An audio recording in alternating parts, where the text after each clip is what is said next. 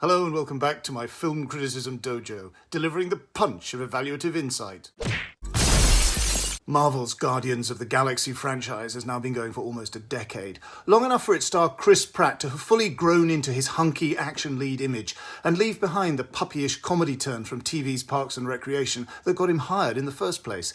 Also long enough for writer-director James Gunn to have gone through an entire cancelling-uncancelling cycle, fired and then forgiven for his offensive tweets.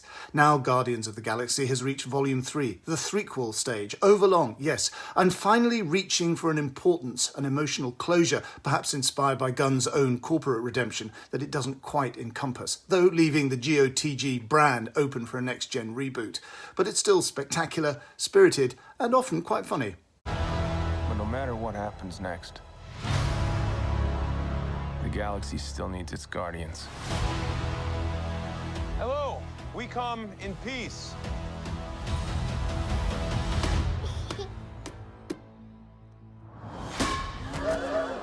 Come on, Drax. Seriously, dude? No! Ow!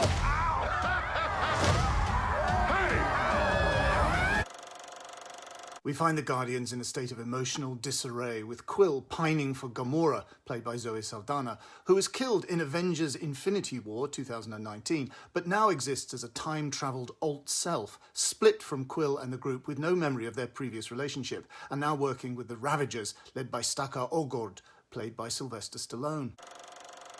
A mysterious golden figure, Adam Warlock, played by Will Poulter, swoops in and unsuccessfully attempts to kidnap Rocket, played by Bradley Cooper, leaving him seriously injured, on life support. Quill and the Guardians are astonished to discover then that their raccoon pal actually has a vitally important data chip implanted into him, with a kill switch preventing remedial surgery, and he is actually a piece of IP, a bioform invented by the sinister High Evolutionary, played by Chukwudi Iwuji, who had once been using Rocket as part of his plan to develop a new post-Earthling master race on counter-Earth, or maybe a new planet entirely. Rocket turns out to be a genius, whose vision the HE needs, working with his high priestess Aisha, in which role Elizabeth Debicki is very funny and very underused.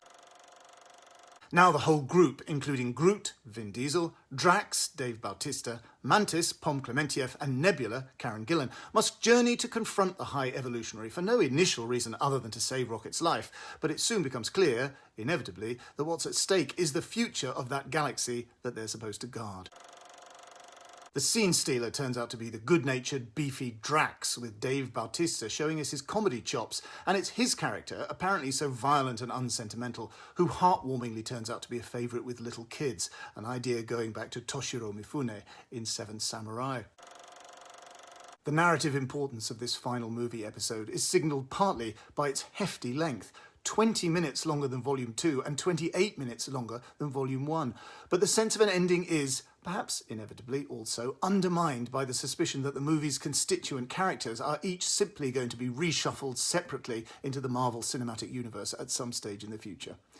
Well, Gunn always brought energy and fun to his Guardians, and for me it's sad to see them go.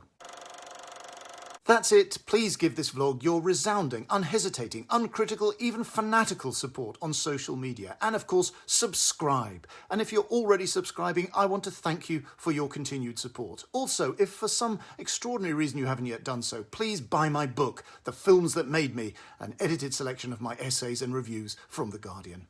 See you next week.